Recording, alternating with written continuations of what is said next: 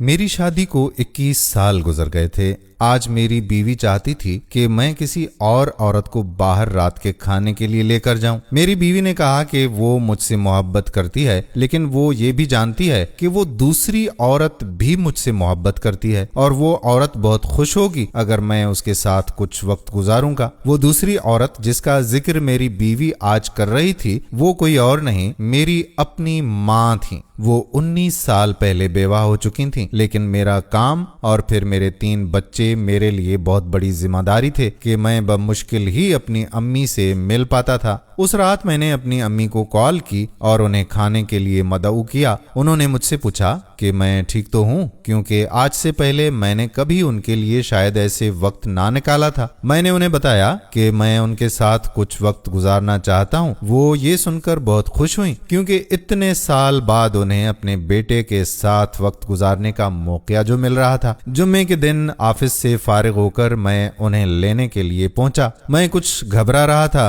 क्योंकि कुछ भी हो इतने साल बाद अम्मी से मिलने में भी मुझे हिचकिचाहट महसूस हो रही थी। जब मैं पहुंचा तो मेरी अम्मी मेरा ही इंतजार कर रही थीं। वो मुझे देखकर मुस्कुराने लगीं। उन्होंने मुझे बताया कि उन्होंने अपने सब दोस्तों को बताया कि आज उनका बेटा सिर्फ उनके लिए वक्त निकालकर उन्हें खाने पर ले जा रहा है। ये सुनकर उनके सब दोस्त बहुत मुतासिर हुए। हम एक रेस्टोरेंट पहुंचे। वहां का माहौल बहुत अच्छा था और खुशगवार भी। बैठने के बाद मुझे मेन्यू पढ़ना था, क्योंकि अब अम्मी तो सिर्फ वही लफ्ज पढ़ पा रही थीं जो बड़े हरूफ में थे। मैंने जब अम्मी की तरफ देखा तो वो मुझे ही देख रही थीं। उनके चेहरे पर एक मानी खेज मुस्कुराहट थी। उन्होंने मुझे कहा कि वो हमेशा मुझे मेन्यू पढ़कर सुनाती थीं जब मैं छोटा हुआ करता था। मैंने उनसे कहा कि आज वो मुझे इस मौके से मुस्तफीद होने दें। खाने के दौरान हमने बहुत सारी बातें की, एक दूसरे की जिंदगियों के बारे में भी बातचीत की। जब हम घर पहुंचे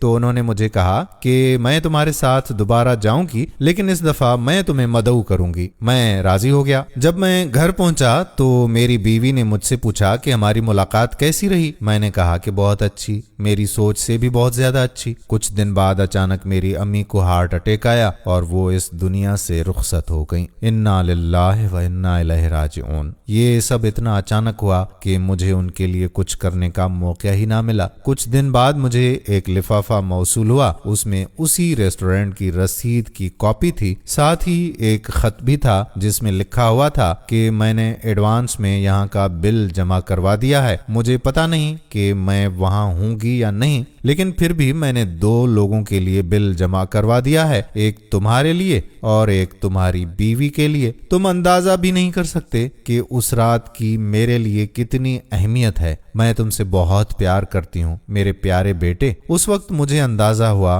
कि वक्त पर प्यार का इजहार करना कितना जरूरी है, और खास करके अपनी फैमिली को वक्त देना जिसके वो हकदार हैं। जिंदगी में फैमिली से ज्यादा जरूरी कुछ भी नहीं होता। मेरी आपके लिए यही नसीहत है कि अपनी फैमिली को वक्त दें, क्योंकि इस वक्त को फिर कभी के इंतजार में नहीं छोड़ा जा सकता। क्योंकि फिर कभी शायद वक्त तो हो पर वो ना हो जिसे इस वक्त की जरूरत थी। इस वाक़े से हमें ये सबक मिलता है कि वक्त पर प्यार का इजहार करना कितना जरूरी है, खास करके अपनी फैमिली को वक्त देना जिसके वो हकदार हैं। जिंदगी में फैमिली से ज्यादा कुछ भी जरूरी नहीं है। हमें अपनी मसरूफियात में उलझकर अपनी फैमिली को वक्त देने से नहीं रोकना चाहिए। हमें चाहिए कि हम अपने काम और अपनी फैमिली के दरमियान तवाजुन पैदा करें, ताकि हम अपनी फैमिली के साथ वक्त गुजार सकें। खास तौर पर अपने माँ बाप के साथ। हमें अपने माँ बाप के साथ वक्त गुजारने के लिए कुछ खास वक्त मुकर्रर करना चाहिए। मसलन हफ्ते में 1 या 2 दिन या हर रात हम अपने माँ बाप के लिए थोड़ा सा साथ साथ वक्त निकालते रहें। उस वक्त में हम अपने खानदान के साथ बातचीत कर सकते हैं, अपने माँ बाप के साथ बातचीत कर सकते हैं, उनके साथ खेल सकते हैं या उनके साथ कोई तफरीही सरगर्मी कर सकते हैं, या उनकी कम से कम बैठकर बातें सुन सकते हैं।